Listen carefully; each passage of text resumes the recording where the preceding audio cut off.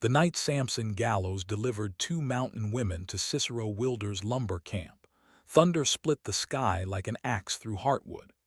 Rain hammered the cabin roof, while Cicero stared at the bound figures huddled near his fireplace. 3 days had passed since then. 3 days of careful distance and unspoken rules.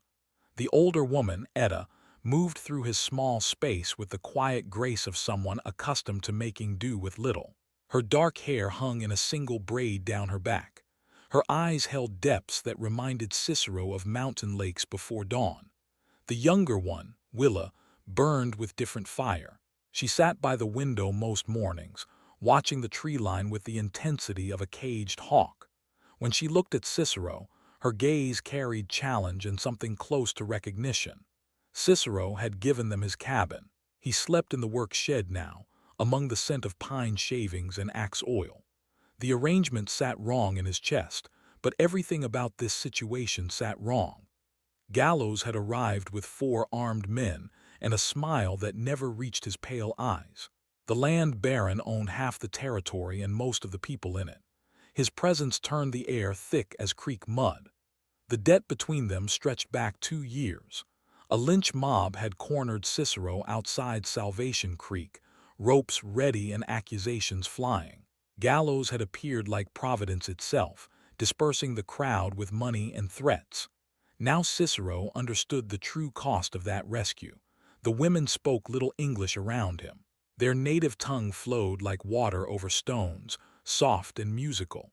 Sometimes he caught them watching him with expressions he couldn't read. He brought them food each morning. Etta always thanked him with a small nod. Willa turned away, but she ate everything he offered. The forest had grown strange since their arrival. Tools moved from where he left them. His axe hummed against certain trees as if the metal recognized something in the wood. At night, sounds drifted from the deep timber that belonged to no animal he knew. On the third evening, Cicero found Etta sitting by the dying fire. She held something small in her cupped palms, a carved stone that seemed to pulse with its own warmth. She looked up at him. Her voice carried the faint accent of mountain folk, but her English was clear. "You sleep poorly, little axe." The name hit him like cold water. His hands went still on the coffee pot he'd been reaching for. She set the stone aside and studied his face. "You remember now." The memories came in fragments. A boy of 12, carrying water to a mountain settlement. 2 girls hiding behind their grandmother's skirts. The old woman's eyes wise and sad as she spoke of spirits in the high places. He remembered running, the crack of gunfire, the screams behind him as flames consumed the wooden buildings. Cicero sank into the chair across from her. The years fell away like shed bark. "I thought you were dead. We should have been." Etta's fingers traced patterns on the table's worn surface. "Grandmother hid us in the root cellar. We stayed 3 days while the settlement burned. I tried to come back. We know." Her smile held no blame, only sadness. "You were just a boy. What could you have done?" Willa emerged from the back room. She'd been listening, her eyes fixed on Cicero with new intensity. "Tell him the rest, sister." Etta shook her head slightly, but Willa stepped closer to the fire. "Gallows didn't give us to you by chance." Her voice carried the mountain accent stronger than her sister's. "He knows what we are, what you are." Cicero's coffee had gone cold in his hands. "What do you mean?" "The Canthari bloodline carries obligations." Etta spoke each word carefully. "Our people made promises to this land long before men like Gallows came to claim it." Outside, wind picked up through the pines. The sound was different now, more purposeful, like whispers in a language almost familiar. Willa moved to the window. "The mountain remembers everything, Cicero, every broken promise, every spilled drop of blood, every debt unpaid. Your mother was Canthari too." Etta's words fell into the silence like stones in deep water. "Her family scattered when the soldiers came through, but blood doesn't forget its duties." The carved stone on the table began to glow faintly. The fire in the hearth flickered though no wind touched it. Cicero set down his cup. His hands wanted to shake, but he kept them steady. "What does Gallows want with you?" The sisters exchanged a look that carried years of shared understanding. He wants the mountain's protection broken. Edda's voice dropped to barely above a whisper. The spirits guard these peaks from those who would strip them bare, but that protection depends on the old bloodlines maintaining the covenant. If we're gone, Willa said, the barriers fall, and Gallows can take whatever he wants from the sacred places. Thunder rolled across the valley, closer now. The carved stone pulsed brighter. Cicero thought of his mother's stories, tales of mountain spirits and ancient bargains. He dismissed them as folklore, the superstitions of a displaced people trying to make sense of loss. Now those stories felt as real as the axe calluses on his palms.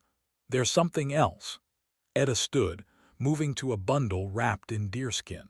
She unwrapped it carefully, revealing objects Cicero recognized from childhood dreams. Carved bones, bundles of dried herbs, a blade that seemed to drink the firelight. The mountain is waking up, little axe. And it's angry. The memories came back in pieces over the following days. Fragments of a boy's summer spent hauling water buckets up mountain paths. The taste of wild honey shared behind the trading post. Two girls who moved through shadows and spoke to ravens. Cicero's mother had sent him to the Canthari settlement that summer. Work, she'd said, but now he understood the deeper purpose. She'd been preparing him for something he was too young to comprehend. The settlement had been small. 30 families scattered across terraced gardens carved into the mountainside. The people there lived differently than the valley folk. They listened to the wind for weather signs. They planted by moon phases and spoke to the dead as if they still shared the same ground. Grandmother Canthari had been their leader, ancient and bent, but her eyes held fire that could melt iron. She taught Cicero to read the forest's moods, to feel the mountain's pulse beneath his feet. The night everything burned, he'd been sleeping in the root cellar with Edda and Willa. Soldiers had come with torches and righteous fury. Witches they'd called the mountain people, devil worshippers, threats to Christian order. Cicero had tried to lead the girls to safety through paths only children knew, but the soldiers had spread wide. Gunfire had erupted from the darkness. He'd run, promising to bring help that never came.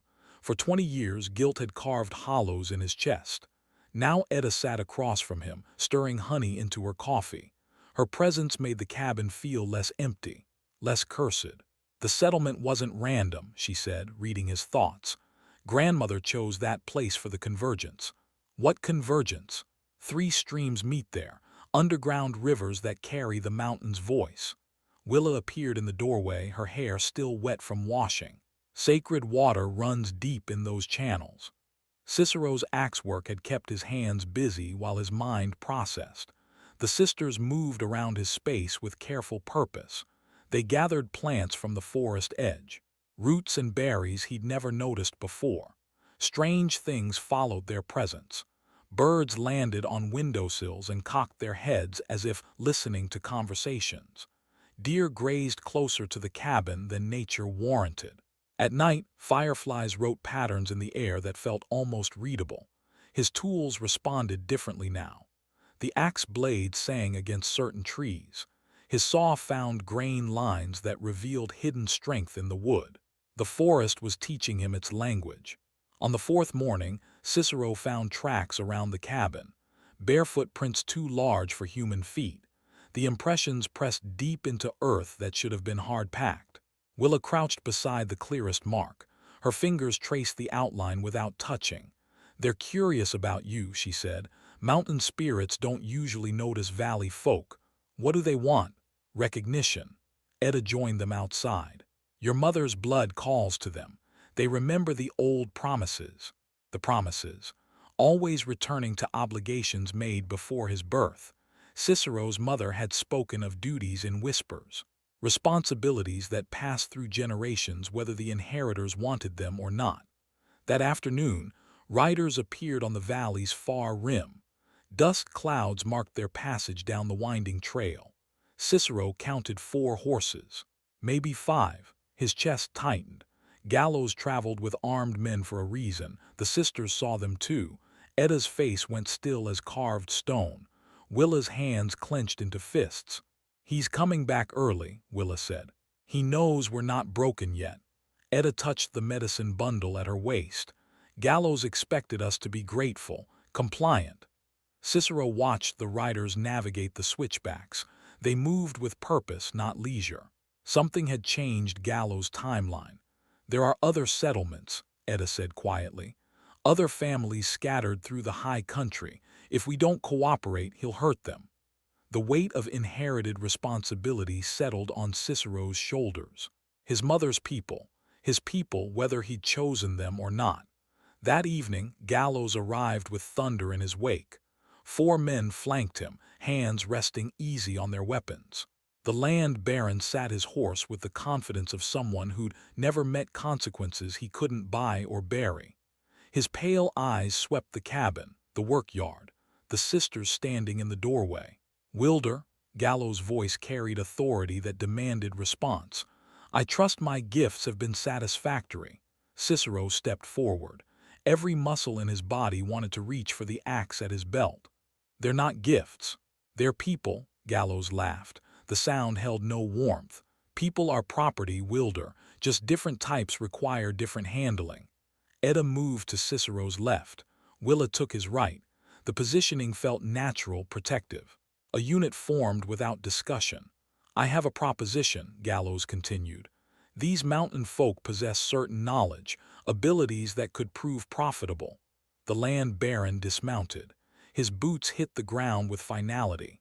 "Gold lies under these peaks, veins that could make us all wealthy, but the miners won't work here. They speak of curses, bad luck, accidents that don't feel accidental." Cicero's hands stayed loose at his sides. The forest had gone unnaturally quiet. Even the wind held its breath. "I need the mountain's cooperation," Gallows said, "or at least its indifference. Your friends here can provide that." "And if they refuse?" Gallows' smile could have frozen summer streams. "Then other mountain families will suffer for their stubbornness." Amazing how quickly settlements burn when the wind picks up. The threat hung in the air thick as smoke. Cicero felt the sisters tense beside him. Their breathing matched his own, slow and controlled. "You have 3 days to consider," Gallows said, mounting his horse again. "The choice is simple. Cooperation brings prosperity.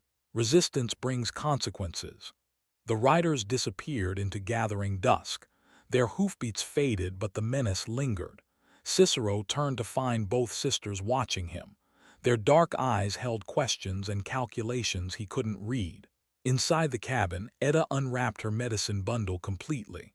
Objects that belonged to older times spilled across the table. Carved bones, twisted roots, stones that hummed with contained energy. "He doesn't understand what he's asking," she said. "He doesn't care." Willa's voice carried mountain steel. "Gallows sees only profit. The mountain is just another resource to strip bare." Cicero studied the artifacts. His mother's stories stirred in memory, tales of bargains made in desperation, of power borrowed at costs that compounded across generations. What would cooperation mean? The sisters exchanged a look heavy with unspoken communication. "Breaking the covenant," Etta said finally. "Silencing the spirits that guard these peaks, opening the sacred places to anyone with shovels and dynamite." Outside, something howled in the distance, not wolf or coyote, something older and infinitely more patient. The mountain was listening, waiting for their answer. 2 days remained when Cicero discovered the truth about his rescue. He'd ridden to Salvation Creek for supplies, but really to think. Distance sometimes clarified what proximity obscured. The general store sat nearly empty, dust motes dancing in afternoon light through grimy windows. The storekeeper, Morris, had always been a talker, especially after a drink or two from the bottle he kept behind the counter. "Heard Gallows visited your camp," Morris said, bagging flour with unsteady hands. "Man's been busy lately, rounding up mountain folk from here to Silver Ridge." Cicero kept his voice neutral. "Business must be good. Profitable anyway." Morris leaned closer, whiskey thick on his breath.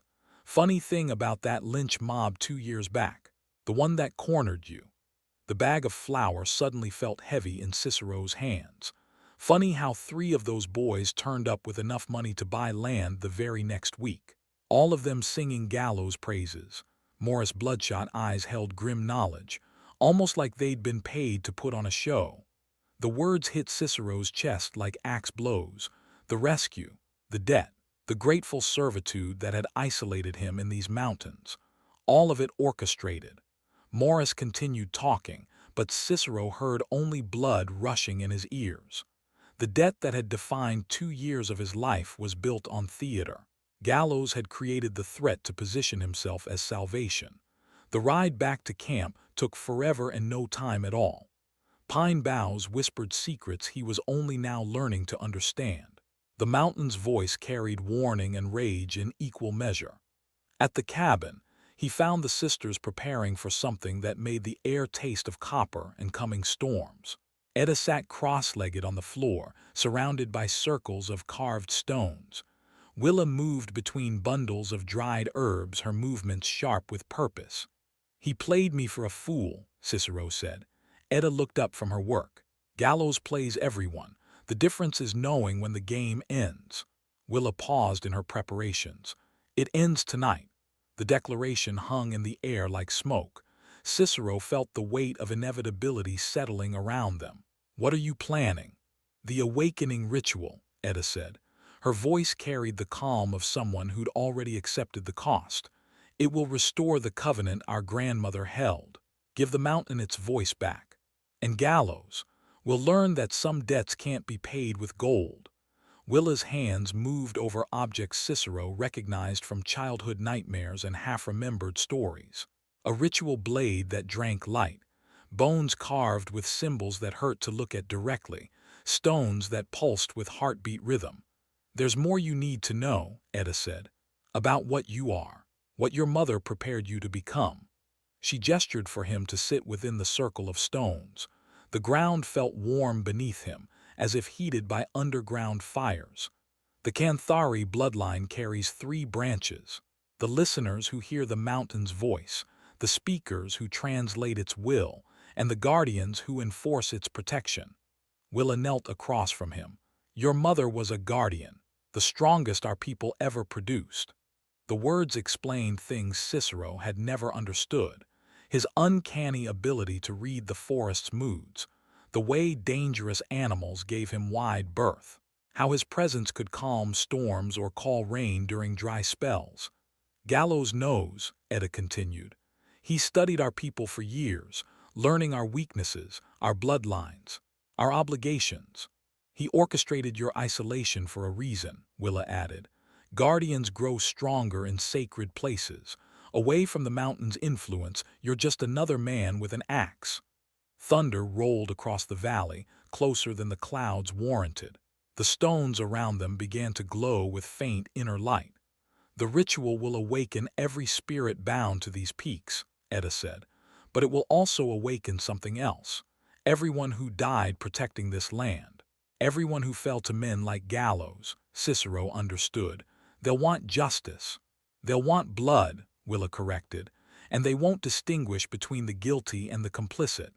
The moral weight settled on his shoulders. To perform the ritual meant unleashing forces that would reshape the entire valley.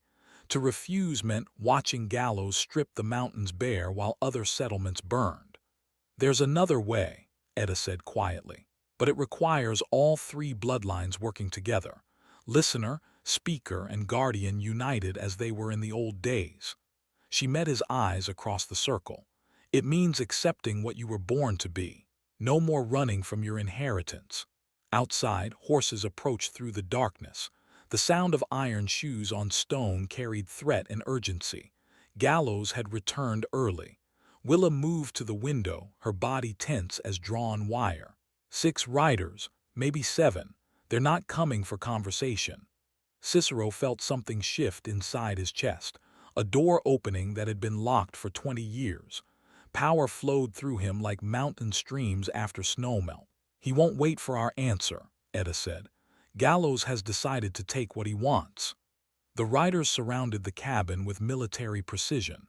Gallows' voice carried through the night air, artificially cheerful and absolutely cold. "Time for a new arrangement, Wilder. My patience has limits. Lantern light flickered through the windows. Armed shadows moved between the trees. The smell of coal oil and threats thickened the air. The mountain girls come with me tonight, Gallows continued. Their cooperation isn't optional anymore. Edda's hands moved over the ritual objects with sudden speed. Willa began chanting in the old tongue, words that made the cabin walls vibrate.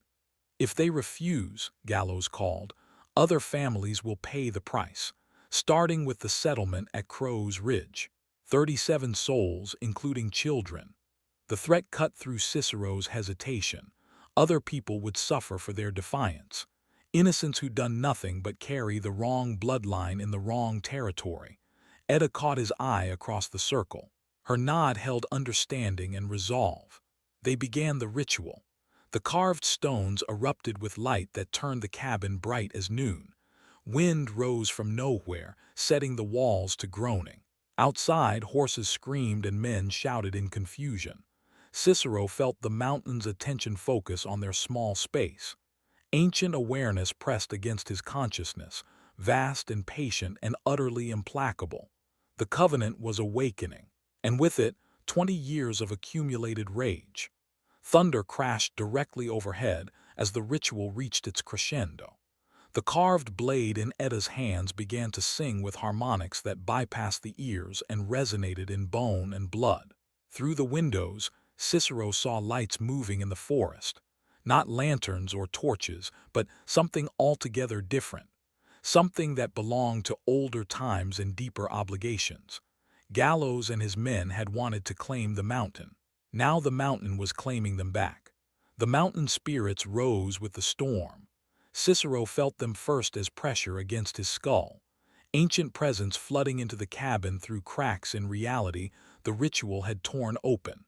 The carved stones blazed with light that cast no shadows, only truth. Outside, Gallows shouted orders to men who could no longer hear him. The horses had bolted, screaming into the night. Armed figures stumbled through darkness that moved with purpose, turning familiar ground into a maze of hostile terrain. Edda's chanting reached crescendo. The ritual blade in her hand sang harmonics that resonated in Cicero's bones. Willa's voice joined her sister's, words in the old tongue that called to things better left sleeping. But sleep was ending whether they wished it or not. The cabin door exploded inward. Gallows stood framed in the doorway, his pale eyes reflecting unnatural light. Behind him, his remaining men clutched their weapons with white-knuckled desperation. "Enough games," Gallows snarled. "Whatever witchcraft this is, it ends now." He raised his pistol toward Edda. The barrel gleamed with killing intent. Cicero moved without thinking. 20 years of suppressed heritage erupted through his limbs. His hand caught Gallows' wrist before the trigger could fall. Bone ground against bone in his grip. The land baron's eyes widened with genuine surprise. He'd expected the broken man who'd lived in grateful servitude. Instead, he faced something that had been sleeping in Cicero's blood since birth. "You don't understand what you're dealing with," Cicero said. Power flowed through him from the mountain's heart, the guardian bloodline recognizing its purpose at last. His mother's legacy claiming its inheritance. Gallows twisted free, stumbling backward. "Shoot them, all of them." His men raised their weapons. Triggers clicked on empty chambers. The ritual had reached into metal and powder, draining violence from their tools. Through the shattered doorway, lights moved between the trees. Not lantern flames, but something older. Spirits given form by collective rage and ancient obligation. The mountain was keeping accounts that stretched back generations. Willa's voice rose above the wind. "They're coming, Gallows. Everyone you've killed. Everyone you've displaced. They want to settle old debts." The first spirit materialized at the tree line, an old woman with braided hair and eyes that held starlight. Grandmother Canthari, exactly as Cicero remembered her from that long-ago summer. More followed. The dead of destroyed settlements. Families burned from their homes. Children who died from hunger and exposure after their communities scattered. They moved with purpose that transcended flesh. Justice delayed but never forgotten. Gallows' remaining men fled into the forest. Their screams echoed between the trees as supernatural justice found them in the darkness. Not death, but something more fitting. They would wander these mountains forever, lost and seeking redemption they could never earn. The land baron stood alone now, his authority meaningless against forces he'd never believed existed. Grandmother Canthari approached the cabin. Her feet made no sound on the wooden floor, but her presence filled the space with ancestral weight. She looked at Gallows with disappointment deeper than anger. "You have taken much from these mountains," she said. Her voice carried the whisper of wind through pine needles. "Now the mountains will take from you." Gallows raised his empty pistol. "I don't believe in your spirits, your curses, your mountain magic." "Belief is not required," Grandmother Kenthari replied. "Only consequence." The ritual circle blazed brighter. Edda and Willa's voices reached harmony that resonated in dimensions beyond hearing. The covenant was reforming, stronger than before. Cicero felt his role crystallizing. Guardian, protector. The mountains will made manifest in flesh and bone. "You have a choice," he told Gallows. "Leave this territory forever. Free every mountain person you've enslaved. Abandon your mining claims. Or face judgment from forces you can't buy or intimidate." Gallows' face cycled through rage, fear, and calculation. The businessman in him recognized a losing proposition. "This isn't over," he said finally. "Yes, it is." Edda stepped forward, the ritual blade still humming in her hands. "The covenant is restored.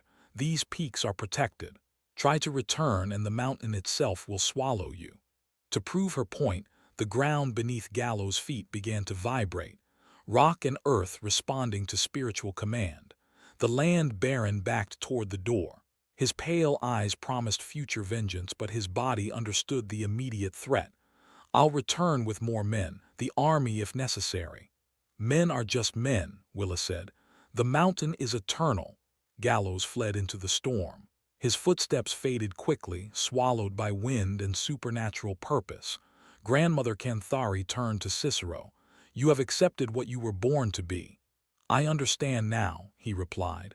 "The isolation, the debt, even being given the sisters, all of it led here." "The mountain works through long patterns," she agreed. 20 years to bring the bloodlines together, but it was necessary." The other spirits began to fade. Their business was finished, justice served. The destroyed settlements were avenged. The covenant was renewed. Only Grandmother Canthari remained, growing translucent in the ritual light. "Guard well, little axe," she said. "The old ways need protection in these changing times." She dissolved into starlight and memory. Dawn found the three of them sitting around the dying fire. The ritual objects had gone quiet, their purpose fulfilled. Outside, the forest felt different, alive in ways that had nothing to do with wind and wildlife. Over the following days, people began arriving. Mountain folk who'd scattered to the winds after their settlements burned. Families who'd survived in hiding, waiting for signs that return was possible. They built new homes in the valley. Not the old village exactly, but something that honored the past while embracing uncertain futures. Edda established herself as speaker, translating the mountain's needs for the growing community. Willa became their listener, reading portents in weather patterns and animal behavior. Cicero took up his role as guardian with quiet determination. He walked the mountain paths daily, ensuring the covenant held strong. The spirits trusted him now, recognizing his mother's legacy in his careful stewardship. Sometimes riders appeared on the valley's rim, men sent by Gallows or others who coveted the mountain's resources. They never made it past the tree line. The forest itself turned them around, confusion clouding their intentions until they forgot why they'd come. The sisters had chosen to stay, not from obligation now, but from something deeper. Shared purpose had grown into understanding. Understanding had become the foundation for whatever came next. On quiet evenings, Cicero would find them working by firelight, planting gardens, teaching children the old languages, weaving new stories from ancient threads. The mountain watched over them all, patient and protective as it had always been. The covenant was restored, the bloodlines reunited, the The sacred places would remain sacred, and in his cabin that no longer felt empty, Cicero slept peacefully for the first time in 20 years. And that is all to the story for now. Please let me know where you are tuning in from. Perhaps we will create a story there. Consider liking this video and subscribing to our channel. And if you enjoy our content, click this video on your screen. I promise you it's worth watching. See you tomorrow.